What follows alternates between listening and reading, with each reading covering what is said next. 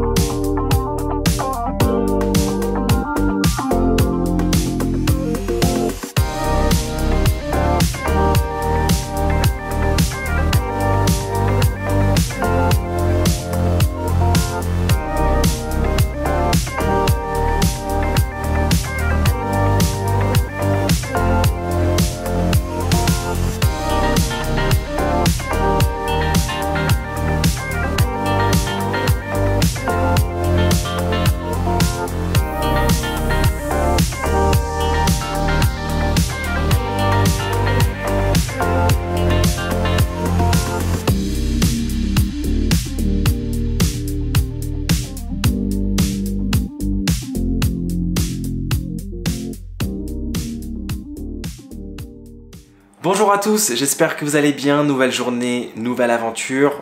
Pas de vlog aujourd'hui, c'est une vidéo débrief, on va revenir sur ma saison 2 Turquie. Et je suis extrêmement heureux de vous retrouver parce que depuis le dernier épisode de la saison 2 Turquie, je n'ai pas posté de vidéo, donc ça fait presque un mois et je suis vraiment content de pouvoir vous retrouver. Alors nous sommes en 2022 et j'en profite pour vous présenter mes vœux et vous souhaiter une excellente année 2022, qu'elle soit remplie de plein de bonnes choses pour vous et vos proches. Mais surtout, je vous souhaite plein de nouveaux voyages, de rencontres, de découvertes, d'aventures et le plus important, la santé. Alors très rapidement, permettez-moi de me présenter pour celles et ceux qui ne me connaissent pas. Je m'appelle Ben, ça fait 10 ans que je voyage maintenant autour du monde et 5 ans que je partage mes aventures via cette chaîne YouTube. Donc vous pouvez retrouver toutes mes aventures autour du monde dans l'onglet playlist de ma chaîne YouTube. Il y a les aventures en Amérique latine, les aventures au Maroc, le Brésil, je suis perdu, il y en a trop. La Turquie saison 1, la Turquie saison 2. Donc si jamais vous tombez un petit peu par hasard sur cette chaîne, n'hésitez pas pour m'encourager à vous abonner. Et comment suivre en live mes aventures comme si vous y étiez bien avant mes vidéos YouTube, ça se passe sur mon compte Instagram Ben & Co. Dessus je poste plein de contenu qui vient compléter et enrichir le contenu YouTube, car à chaque fois que je pars en road trip, vous êtes avec moi en live via Instagram et je poste aussi une vidéo par jour quand je suis en road trip. Alors aujourd'hui on va se focaliser sur la Turquie saison 2. C'est une vidéo qui va se décomposer, si je peux dire ça comme ça, en deux parties. Il va y avoir la partie 1 bilan et la partie 2 budget, et je vais vous dire combien j'ai dépensé pour ces 2 mois de voyage. Vous saurez tout, non pas sur le zizi, mais sur ma sur ma vidéo, sur ma saison 2 Turquie. Je serai accompagné de mon téléphone pour la simple et bonne raison que j'ai pris des notes, histoire que cette vidéo soit vraiment bien organisée. Donc je suis parti 2 mois au total durant cette saison 2 en Turquie. Alors j'étais déjà parti 2 mois durant la saison 1, ça fait un total de 4 mois en Turquie, ce qui n'est pas rien. Je suis parti entre le 12 octobre et le 9 décembre 2021, ce qui fait un total de 61 jours. Mais en vérité, on ne va pas compter le jour de l'arrivée ni celui du départ parce que c'est des jours où on fait rien, on arrive et puis on repart. Donc ça fait 59 jours d'aventure exactement. Alors on va passer à la partie bilan et vous allez voir, j'ai décidé en fait de reprendre les questions qu'on me posait le plus souvent et d'en faire une sorte de FAQ bilan. Donc pourquoi un deuxième voyage en Turquie? C'est très simple. La première raison, c'est parce que j'ai forcément bien aimé ce pays durant la saison 1, mais la deuxième, et je l'ai souvent répété durant la saison 2, c'est qu'il y avait plein d'endroits que je n'avais pas eu le temps de visiter durant la saison 1, notamment le côté mer Noire de la Turquie et j'avais absolument envie d'explorer cette partie de la Turquie. C'est pour ça que j'ai décidé donc de retourner en Turquie et de tourner cette saison 2. Donc durant la saison 1, on s'était focalisé notamment entre la partie ouest, sud, sud-est jusqu'à la frontière avec la Syrie. On était remonté par la Cappadoce, on avait terminé à Istanbul. Je vous invite d'ailleurs à regarder en plus de la saison 1 la vidéo bilan budget que j'avais tournée aussi pour la saison 1. Et durant cette saison 2, eh ben, je voulais me concentrer essentiellement sur le côté de la mer Noire, mais comme à mon habitude, eh ben, j'en ai fait beaucoup plus que ça, puisque nous avons commencé tout d'abord par Istanbul, où on est resté à peu près une dizaine de jours, histoire de se remettre un petit peu dans le bain. Et ensuite, j'ai appris qu'il y avait des trains d'Istanbul qui allaient à Ankara. Figurez-vous que ces trains n'allaient pas seulement à Ankara, ils desservaient donc plusieurs gares. Ça faisait un petit peu une sorte de triangle, donc ça faisait Istanbul, Eskişehir, Konya, Ankara, où vous pouviez aller directement à Ankara, mais je me suis dit, waouh, tant qu'à faire, c'est simple, c'est rapide, c'est pratique, c'est pas cher, pourquoi pas en profiter donc pour aller à Eskişehir. Donc c'est ce que j'ai fait, Istanbul, Eskişehir. Ensuite j'ai regardé la carte, j'ai vu que le train allait à Konya, j'ai dit, bah tiens, allons à Konya. Et de Konya, je suis remonté par Ankara et après j'ai tout terminé en bus, donc à Masra et puis Sinop et toute la côte, Samsun, Trabzon, Rize, je vais pas noter aussi tous les petits villages que j'ai fait. Et on a terminé par Erzurum et d'Erzurum, j'ai pris un avion pour rentrer à Istanbul parce que ça fait quand même une petite trotte. En avion c'est quoi, 1h30, 2h, mais en bus il y en avait à peu près pour 18h. Et pour être honnête, c'est limite moins cher de le faire en avion que de le faire en bus. Donc non seulement c'est un gain d'argent, mais c'est aussi un gain de temps précieux et un gain aussi de fatigue en moins. Alors comment je sais quelle ville voir, qu'est-ce qu'il faut visiter à chaque fois, qu'est-ce qu'on peut tester? C'est une question qu'on me pose souvent. Pour ça, j'ai réellement 3 sources d'informations. La première, c'est vous. Merci à vous, vous êtes une mine d'or. Je sais que parmi vous, il y a des Turcs, des Franco-Turcs ou simplement des voyageurs qui ont exploré la Turquie avant moi. Et vous avez été nombreux à chaque fois à m'envoyer de super plans, à me dire « Ben, t'es pas loin de telle ville, tu devrais aller visiter, c'est sympa. Ah tiens Ben, t'es à Trabzon, tu devrais faire ci, c'est pas mal, etc. Ou tu devrais tester ceci, cela. » Donc merci à chaque fois pour vos conseils. Petit 2, à chaque fois que je discute, que ce soit dans une auberge ou dans un hôtel, avec les patrons, les managers, le personnel ou même les autres voyageurs, c'est une richesse énorme justement de pouvoir échanger parce que j'ai toujours des bons plans et à mon tour je peux aussi donner des bons plans, vous donner des bons plans, ou quand je discute à d'autres voyageurs leur dire ah tiens j'ai fait ça, c'est sympa, ou on m'a conseillé ça, c'est sympa, j'y suis allé. Donc voilà, c'est vraiment l'échange avec les autres, on va dire d'une manière générale. D'ailleurs je me souviens quand j'étais au Hush Hostel Istanbul, je discutais avec Ibrahim, l'un des patrons du Hush Hostel, et il m'avait donné plein de bons plans sur plein de jolis spots à visiter côté mer Noire de la Turquie. Et la troisième source, c'est bien évidemment Internet. Internet est une bible. Si vous tapez que faire à Istanbul, vous allez tomber sur plein de blogueurs qui ont répertorié plein de trucs sympas à voir, à faire. Alors ce qui est drôle, c'est qu'on trouve plein d'articles pour les grosses villes majeures de la Turquie, Istanbul, Antalya, etc. Mais très peu, voire pas du tout d'articles sur les petites villes de la mer Noire de la Turquie, style Ounié, etc. Donc après, c'est du mode wall again, en mode quand rien n'est prévu. Donc bien évidemment, c'est important de ne rien prévoir. Ça c'est mon mode de voyage, de voyager en mode quand rien n'est prévu. Je prévois pas 3 mois à l'avance qu'est-ce que je vais faire dans un endroit, etc. Et aussi quand j'arrive dans une destination, j'aime me laisser des surprises. Mais c'est important aussi de se renseigner sur les choses à voir, à faire pour éviter de manquer des choses. Par exemple, quand je suis allé à Trabzon, si j'avais pas su qu'il y avait un joli petit village à côté qui s'appelait Uzungöl, je serais passé à côté de quelque chose d'absolument extraordinaire. Donc voilà comment je fais. Quels ont été mes coups de cœur de cette saison? C'est impossible de répondre. Pourquoi? Parce que j'ai adoré tous les endroits que j'ai fait. Et à chaque fois que j'allais dans un endroit, pour être honnête, j'avais l'impression que l'endroit d'avant était moins bien. C'est-à-dire que j'augmentais en niveau. Je disais, attends, mais Safranbolu, c'était magnifique. Et là, j'arrive à Masra, mais c'est exceptionnel. Et après Sinop, et après Unier. Et voilà, ça a fait que ça. Tous les endroits que j'ai fait étaient magnifiques. Je pourrais pas vous donner un coup de cœur ou 2 coups de cœur parce que j'ai kiffé tellement d'endroits durant cette saison 2. Il y a eu plein de surprises. Voilà, comme je vous ai dit, Konya, je pensais pas le faire. Et ça a été une bonne surprise. C'est très joli, c'est très agréable. Et plein de petits spots côté mer Noire. La mer Noire, c'est une vraie pépite. Je vous promets que durant la saison, on a fait plein de belles villes comme Mardin et j'en passe, Féti, etc. Mais c'est vrai que le côté mer Noire, ça a beaucoup de charme. Donc c'est très difficile, hein. Coup de cœur, Amasra, Amasya, Safranbolu, la ville du safran et des loukoums. Quelles ont été mes déceptions durant cette saison? Je vais pas vous mentir, j'ai pas eu de réelle déception. Parce que lorsqu'on n'a aucune attente d'un endroit, on peut pas être déçu. En fait, je prends souvent l'exemple de New York que j'ai visité en 2014. J'avais tellement d'attentes sur New York parce que j'en avais entendu parler. J'avais vu New York dans des films, dans des séries, que j'avais placé New York là. Et quand je suis arrivé, au bout de quelques semaines, ben c'était pas comme je l'imaginais. C'était cool, mais je crois que comme j'avais placé la barre trop haute, bah, j'étais un peu déçu en fait. Donc là, le fait de ne pas avoir d'attente, j'ai pas eu de déception. Après, si vraiment je dois vous donner une réponse, je dirais que il y a un moment dans mon voyage où je visitais des endroits toujours plus beaux les uns que les autres. On avait fait Safranbolu, Amasra, Unié, etc. Et quand je suis arrivé à Giresun, j'ai pas tant kiffé que ça. Voilà, ça n'a pas été ma ville préférée. Le centre-ville était sympa, mais il n'y avait pas ce fameux bord de mer. C'était une zone un peu industrielle avec le port. On aurait dit un port de commerce. Donc j'ai pas plus kiffé Giresun que ça, sauf le moment où j'ai rencontré les locaux qui m'ont emmené dans un café dans les hauteurs de Giresun avec qui j'ai partagé un moment, ou bien le jour d'après quand j'ai fait de l'autostop et je me suis rendu au petit village de Kumbet. C'était magnifique. Donc je sais qu'autour de Giresun il y a plein de petits villages très sympas, mais la ville en soi de Giresun, j'ai pas plus kiffé que ça. Après, de là à dire c'est une déception, non, faut pas abuser.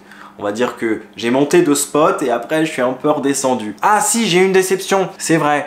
Bon, c'est pas une déception énorme, c'est les cascades de Kuzalan et le bassin de Mavigueul. Le jour où je me suis rendu à Kumbet, juste avant, je suis parti visiter les cascades de Kuzalan. Ce sont de petites cascades. Moi qui ai eu la chance et l'opportunité de voir les chutes d'Iguazu entre l'Argentine et le Brésil qui sont immenses. Quand vous vous retrouvez à côté d'une petite cascade, ben vous vous dites oh, ouais c'est sympa, mais voilà quoi, j'en ai déjà vu des high level quoi. Et le bassin de Mavigueul, en fait on m'avait montré plein de photos, le bassin était bleu turquoise et moi quand je suis arrivé il avait une couleur marron, mais ça je l'avais expliqué en vidéo. J'avais une hypothèse, comme il y avait eu pas mal de pluie durant les jours précédents, je pense que en fait il y a eu tout simplement des coulées de boue qui ont rendu le bassin de cette couleur un peu marron, cacadois. Ah si, il y a aussi le monastère de Sumela que je n'ai pas pu visiter, qui est situé pas très loin de Trabzon, qui est fermé car il est en restauration depuis quelques temps, mais c'est pas grave. J'ai envie de dire que ça nous laissera l'opportunité de découvrir de nouveaux endroits pour une éventuelle saison 3. Ma plus grosse galère de cette saison. Alors, j'ai eu une galère à un moment quand j'étais à Konya. Il y a eu un quiproquo avec l'un des employés de l'hôtel et il pensait que j'avais pas payé une nuit d'hôtel. Et ben c'est parti un peu en cacahuète et il a commencé à me frapper. Alors j'ai pas eu le droit, et heureusement, genre à des punchs, je me serais défendu quoi qu'il arrive, mais il m'a attrapé par le sac, il m'a mis des petits coups.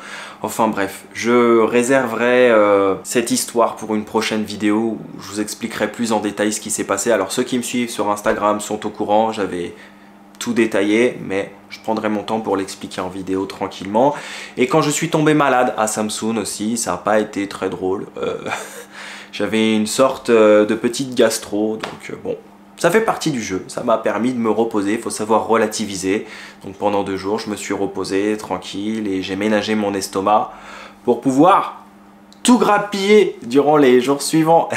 Justement, c'est là où on en vient à la prochaine question. Quelle a été ma bouffe préférée de cette 2e saison Turquie? C'est énormément difficile de répondre à ce genre de questions parce que j'ai aimé tout ce que j'ai goûté. Pour donner une nourriture préférée, c'est compliqué. J'ai découvert plein de nouvelles choses comme les manteux de Sinop, comme les pizzas de Konya, les etli ekmek, mais je parle aussi des pizzas, vous savez, celles qui étaient fermées sur le dessus avec un fromage très fort, le tandoor kebabi, le kuymak, l'espèce de fondue turc. Voilà, donc impossible de répondre, il y a eu plein de spécialités et j'en passe, hein. Je vous ai pas tout dit, mais voilà. Je vous conseille de regarder vraiment les vidéos si vous les avez pas toutes vues parce qu'on a découvert plein de bouffes typiques et on s'est bien régalé. Alors ma découverte culinaire préférée de cette saison, idem, je peux pas y répondre. C'est ultra compliqué parce qu'il y a eu plein de découvertes. Mais si je dois vous en donner une, allez, à la limite, c'était quand j'étais à Amasya. La spécialité d'Amasya, c'est la pomme. Donc je me souviens, premier jour, je vais dans un resto dans les hauteurs d'Amasya et je leur demande, par curiosité, s'ils n'ont pas un dessert typique à base de pommes. Je me suis dit, bah on est à Amasya, peut-être qu'ils ont, voilà, une spécialité à base de pommes. Ils m'ont répondu non, mais on a du kabak. Je me dis, kabak, qu'est-ce que c'est? J'avais jamais entendu ce mot. Ok, je prends. Et là, il me rapporte un plat avec une espèce de pavé orange. Je dis, tiens, on dirait de la patate douce. Je goûte. Délicieux. C'était en fait de la citrouille. Donc après, bien évidemment, je me suis renseigné. Donc c'est un dessert traditionnel à base de citrouille, une petite crème dessus de noisettes. C'est juste trop bon.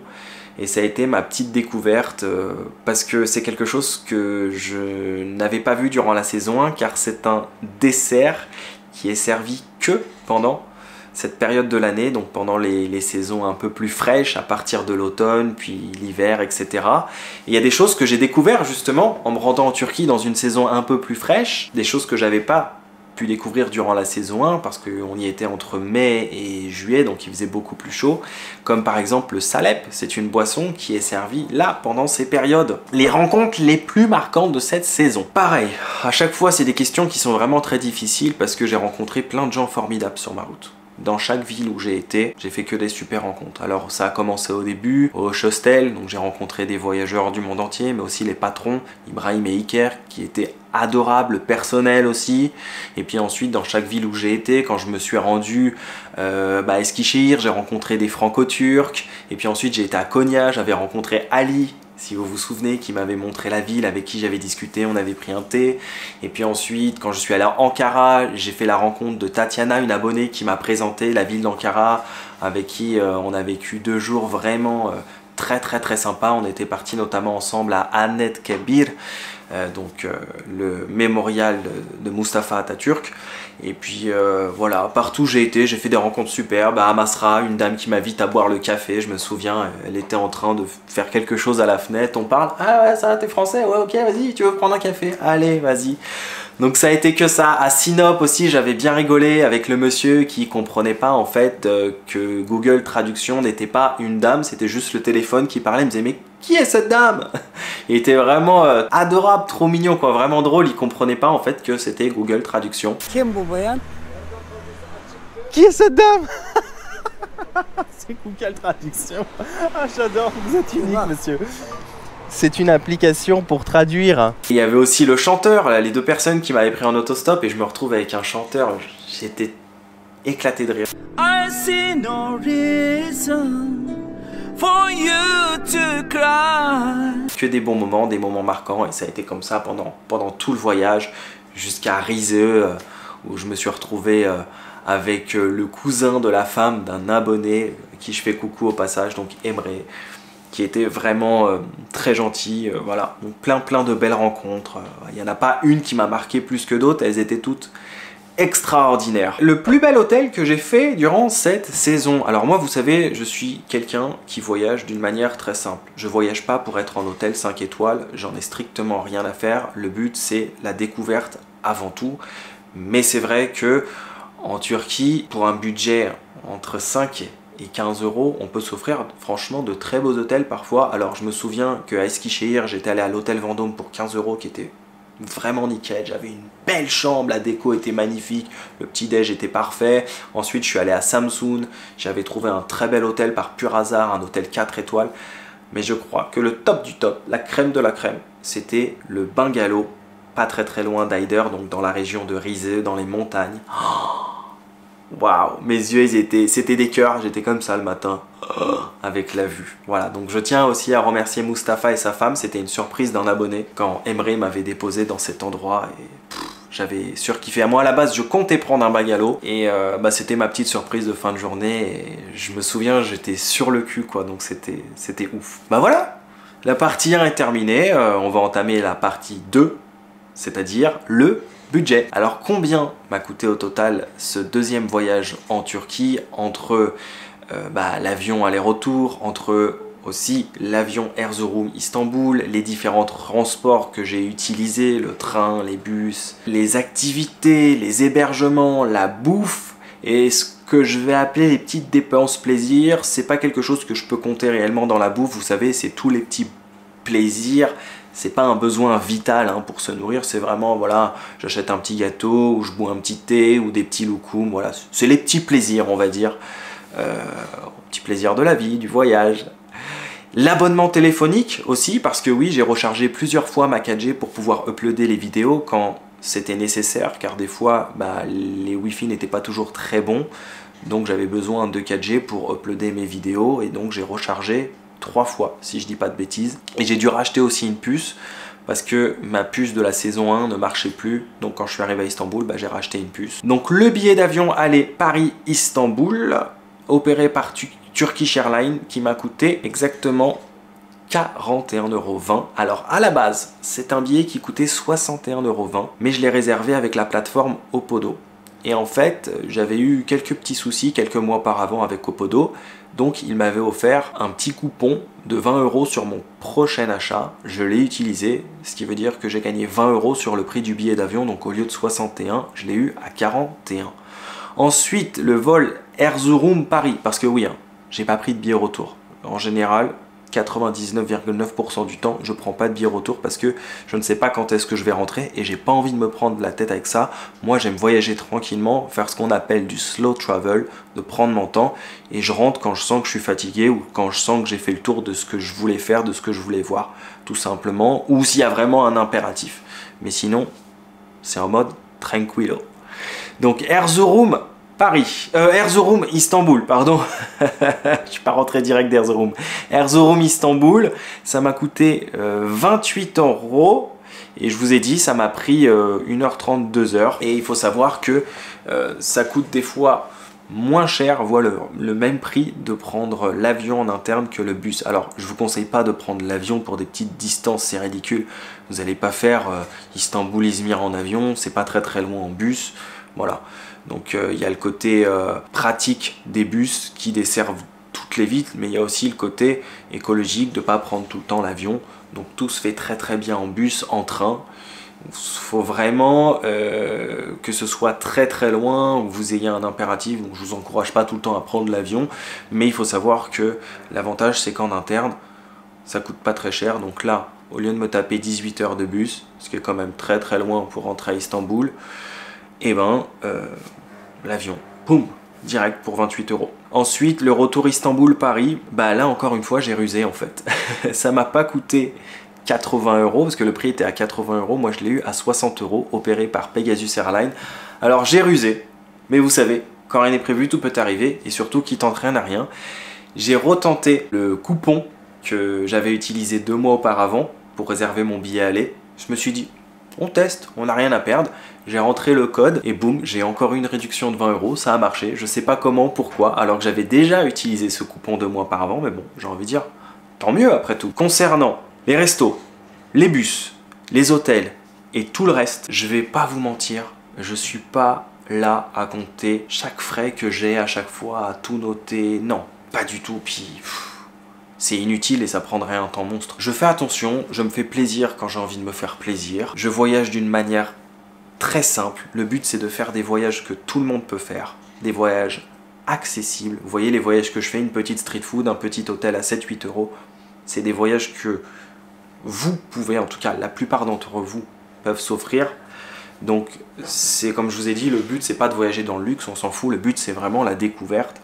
Donc je pourrais pas vous dire exactement combien j'ai dépensé à chaque fois au total pour les bus, au total pour le train. Donc j'ai pris tous les coûts que j'ai eu, je vous les ai regroupés, mais ce que je peux vous dire, c'est que tout simplement un hôtel correct en Turquie, ça coûte entre 7 et 15 €. Des fois ça peut être un peu plus, comme à Istanbul, ou comme la nuit en bungalow, pas très loin d'Aydar. Les bungalows étaient assez chers, ça commençait à partir de 50 €, mais ça pouvait aller jusqu'à 100 €, tout dépendait où est-ce que vous étiez et surtout du service. Ou en Cappadoce, des fois ça peut être un peu plus cher parce que c'est très touristique, mais en général entre 7 et 15 €, vous pouvez trouver de très très bons hôtels. Alors j'ai une information aussi importante à vous donner concernant la monnaie. Durant mon premier voyage en Turquie, 1 € était environ égal à 10 Turkish lira.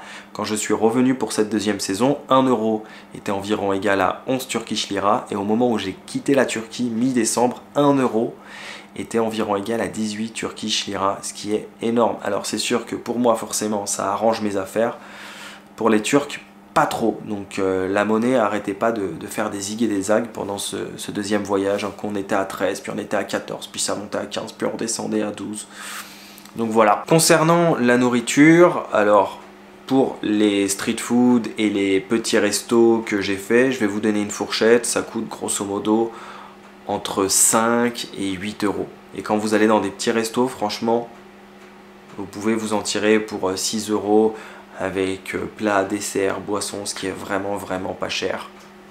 Et vous mangez très bien. D'ailleurs, souvenez-vous, à Eskişehir, j'avais mangé plein de brochettes de viande, un dessert, des thés, pour l'équivalent de 8 €, quoi. C'était rien du tout. Et ma dépense la plus chère en termes de resto cette saison, ça n'a pas été Nusret. Nusret saison 1, ça m'avait coûté très cher, mais bon, c'était quelque chose à faire. Là, ça a été le resto du fameux chef très populaire sur les réseaux sociaux, Cezene Burak. Alors, c'est mon resto entre guillemets le plus cher de la saison, mais ça m'a coûté seulement 26 € avec un plat, un dessert. Et puis bon, à la fin, la corbeille de fruits, l'été, tout ça, c'était offert. Je vais pas vous mentir, j'ai trouvé ça un petit peu surcoté. C'est réservé plus à une certaine élite, on va dire. Ça fait très classe, il y a plein de photos avec des guest stars sur les murs, etc. Ce que j'ai mangé chez lui, j'aurais très bien pu le manger dans un restaurant un peu plus populaire et payer beaucoup moins cher, ça c'est certain. On m'avait demandé de tester, j'avais envie de tester, on l'a fait. Maintenant je sais ce que ça vaut. Je serais pas plus tenté que ça d'y retourner, entre guillemets. Ça a été donc voilà le resto le plus cher de cette saison. L'activité la plus chère de cette saison, je dirais que ça a été le ski à Erzurum, même si pour être honnête, c'était super abordable. Je me souviens, la location du matériel, tout, j'avais tout, hein, la totale, la combinaison, les skis, tout ça, plus le forfait à la journée, c'était à peine 20 €.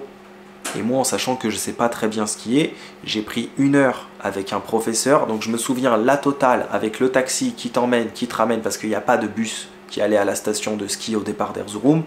Pas très loin d'Erzurum, hein, la station de Palandöken. Donc le taxi aller-retour, la location du matériel, le forfait à la journée, le moniteur, le petit resto que je me suis fait là, 2000 mètres d'altitude, ça m'a coûté au total à la journée 58 €.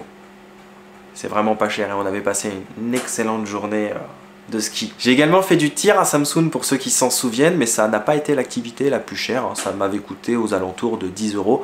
Pourquoi ? Parce que si je m'étais pas amusé à tirer 50 cartouches, hein, je crois que j'avais tiré avec 2 pistolets différents, ce qui faisait grosso modo 12 balles. Donc bon, ça m'avait pas coûté super cher. Évidemment que si j'avais tiré 50 balles, ça m'aurait coûté beaucoup plus cher. Concernant les bus et le train, bien évidemment, ça dépend de la distance, mais ça reste ultra accessible et très bon marché. Alors bien évidemment, encore une fois, je me justifie pas, mais je sais que souvent il y en a qui aiment bien me dire oui, mais c'est pas cher pour toi, mais c'est très cher pour les Turcs. Je le sais. Quand je parle de prix, je réalise à quel point nous avons de la chance d'avoir l'euro comme monnaie et que c'est beaucoup plus facile pour nous, bien évidemment, et plus abordable de nous financer des billets de train, des billets de bus que pour les Turcs, ce qui paraît logique. Donc pour nous, en tout cas avec l'euro, les transports sont vraiment très bon marché et tout est très bien desservi. Donc je ne peux pas vous donner une fourchette de prix pour les bus ou le train, ça dépend de la distance. Si vous faites un Istanbul-Bursa, ça ne vous coûtera pas le même prix et c'est logique que si vous faites un Istanbul-Antalya. On en arrive au point peut-être le plus attendu de la vidéo, la question que beaucoup d'entre vous se posent. Combien ça m'a coûté ces 2 mois de voyage, ces 59 jours d'aventure? Eh ben je vais vous le dire tout de suite. Donc le total des billets aller-retour plus Erzurum-Istanbul, 129,20 €. Le total de toutes les bouffes, des transports, des hébergements, des activités et des dépenses extra, 1380,27 €, pas un centime de moins, pas un centime de plus, c'est net et précis. Total voyage, 1510,47 €. Si on essaye de calculer le budget journalier, on va donc enlever les billets d'avion de ce total, donc on revient donc à 1380,27 € qu'on va diviser par 59 jours d'aventure, ce qui nous fait 23,41 €. Mais bien évidemment que c'est un budget faussé. Pourquoi? Parce qu'on ne va pas dépenser 23 € tous les jours. Il y a des jours où on va faire moins d'activités, on va juste explorer à pied, on ne va pas prendre de transport, on va manger une petite street food à 2-3 €. On va en avoir quoi pour 10 € par jour? Il suffit que l'hôtel nous coûte 7-8 €. Et voilà. Et il y a des jours où on va faire du ski, on va faire du tir, on va faire voilà, d'autres choses. Et forcément que ça va nous coûter plus cher. Donc il y a des jours qui coûtent 10 €, des jours qui coûtent 20, des jours qui coûtent 30 et puis des jours qui coûtent quasiment rien du tout. Alors ce budget, c'est le mien. C'est pas celui du voisin, ni celui de la voisine. Ce sera pas le vôtre parce qu'on a tous des manières de fonctionner et de voyager qui sont propres à chacun.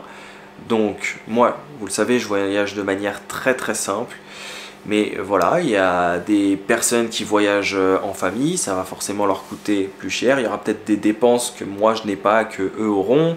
Il y a des personnes qui vont voyager en mode route, donc c'est-à-dire qu'ils vont faire de l'autostop pour se déplacer, faire du couchsurfing, dormir chez l'habitant, donc ils n'auront pas des coûts d'hébergement ou de transport. Ça va leur coûter forcément beaucoup moins cher. Il y a des personnes qui sont très dépensières, qui vont dépenser en 2 semaines l'équivalent de 2 mois de voyage. Donc c'est propre à chacun, c'est vraiment pour vous donner un ordre d'idée. J'espère en tout cas que cette vidéo vous a plu et qu'elle vous permettra de pouvoir vous aider à organiser pourquoi pas un futur voyage en Turquie. Moi j'ai été ravi de vous la faire. Si vous avez des commentaires, des suggestions, des questions, des points que vous voulez que j'aborde dans une prochaine vidéo, des idées de prochaines vidéos, de destination, pourquoi pas, n'hésitez pas à tout me mettre en commentaire, je lis tout et je vous en remercie. Alors avant qu'on se quitte, j'ai une petite annonce à vous faire.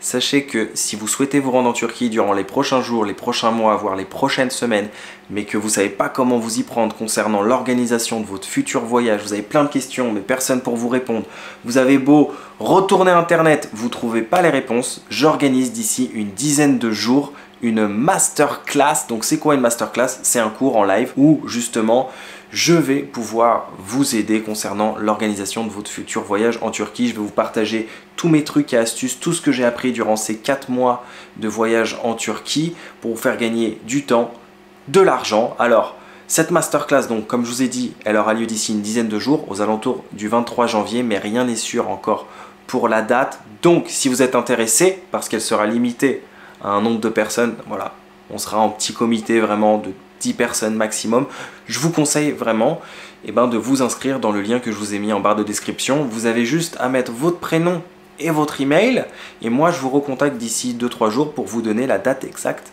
de la masterclass, parce que oui, j'ai reçu plein de questions. Est-ce qu'il faut être vacciné? Est-ce qu'il faut un pass sanitaire? Quelle carte bancaire choisir? Quel est le moyen d'avoir de la 4G? Comment trouver des hébergements corrects et pas chers, etc., etc. On abordera tout ça et vraiment, je vous partagerai tout ce que je sais sur la Turquie. Et je vous remercie énormément d'avoir suivi cette vidéo. J'espère qu'elle aura été utile. Moi, je vous donne rendez-vous très bientôt, là, cette semaine, pour de prochaines vidéos. Et très vite pour une prochaine aventure autour du globe. Prenez bien soin de vous. N'oubliez pas de voyager. Mais surtout, n'oubliez jamais que quand rien n'est prévu, tout peut arriver. Ah, ciao, ciao.